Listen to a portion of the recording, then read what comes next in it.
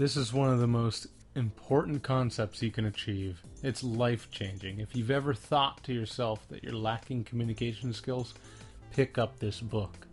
If you're looking to develop into a leadership role of any sort, this book is essential. It was written by Dale Carnegie in 1936, and who knew that something applicable in 1936 would be so applicable in today's age? The book's broken down into 4 parts. I'm going to take one concept from each part, which is just a very small fraction of the book, and talk about that. Part 1 is fundamental techniques in handling people. Carnegie opens up the concept saying that he frequently fished in Maine during the summer. He says that he's personally fond of berries and cream, but for some strange reason, the fish like worms. And he went into detail saying that he doesn't bait his hook with strawberry and cream, he baits it with worms, because fish like worms. He doesn't think about what he wants, he thinks about what the fish want. And really, in summation, he baits the hook to suit the fish. If you were to be a personal trainer, you're not going to look for clients and say, hey, I want to build a customer base as your sales pitch. You're going to say, hey, I want to help you lose weight. And I'm going to do that in a personalized manner. I'm going to struggle with you, I'm going to sweat with you, I'm going to be there for you, I'm going to fight with you, and we are going to lose weight together. The key to this concept is really putting yourself in another person's perspective, seeing through their eyes, seeing what they want, and learning how to align what they want with what it is that you want. Sure, this is going to take some creativity in aligning what you want with the receiving party's wants and desires, but always remember you have to construct it through their needs. You have to make it an eager want for them, or else it's not going to be effective. Because the point is they just don't care what you want. And that's the principle of arousing in the other person an eager want. Part 2 are 6 ways to make people like you. When's the last time you asked your dentist how they started school or why they decided to be a dentist? When's the last time you asked your doctor how was their upbringing? What was their family life like? Do you even know a millionaire? You know there are millionaires around you all over the place, right?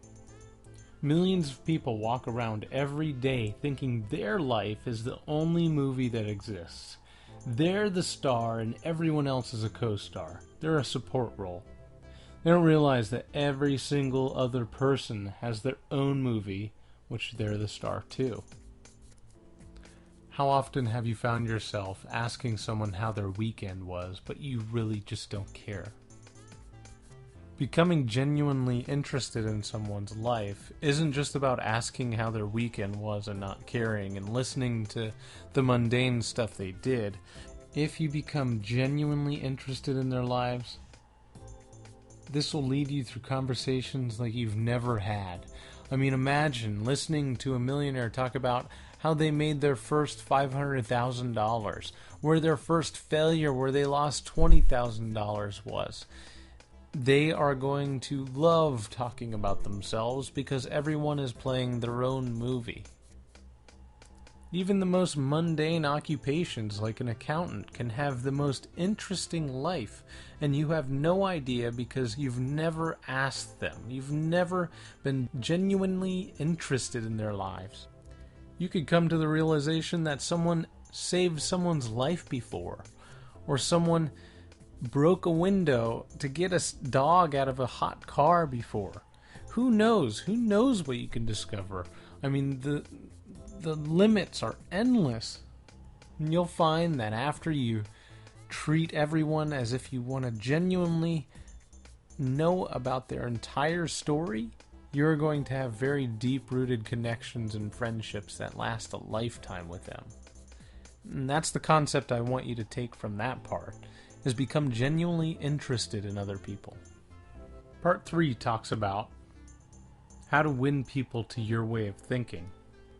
Imagine you're a cashier at a grocery store and you're in the manager's office at the end of the shift. Your drawer is short some money, and you know that you've made a mistake in handing out change throughout the day. You were short $20. It's the first time you've done this before, but your manager is kind of angry now. Your manager is going to start going into how irresponsible you were, and how, you could just hand away money, and that it's 3 times as much as you make an hour.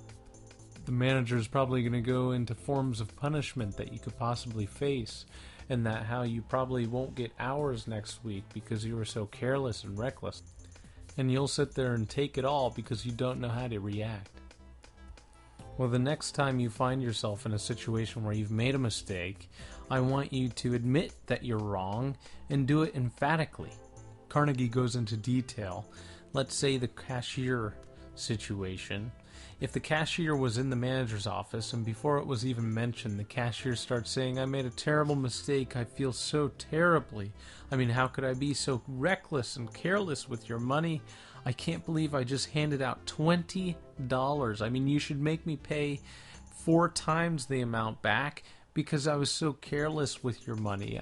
If you want me to resign, if you want me to go home right now, I will. I just feel so terribly about it."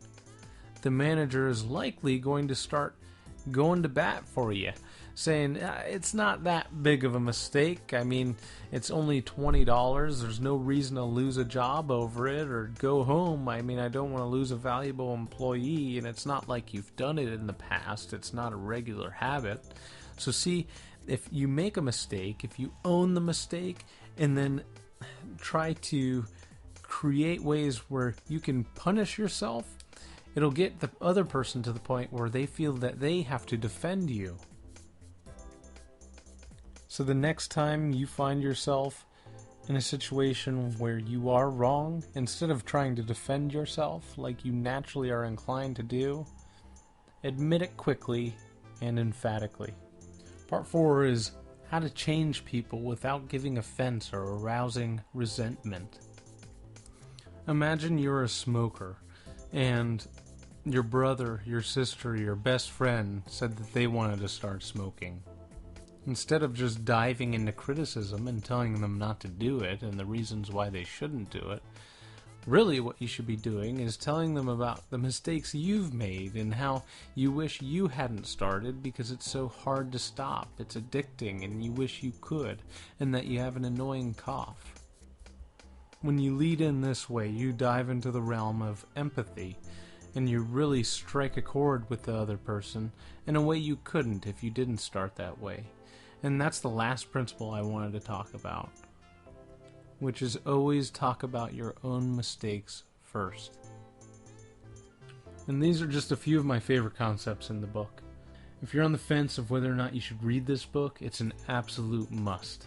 It'll raise your social IQ far higher than anyone you know that hasn't read it.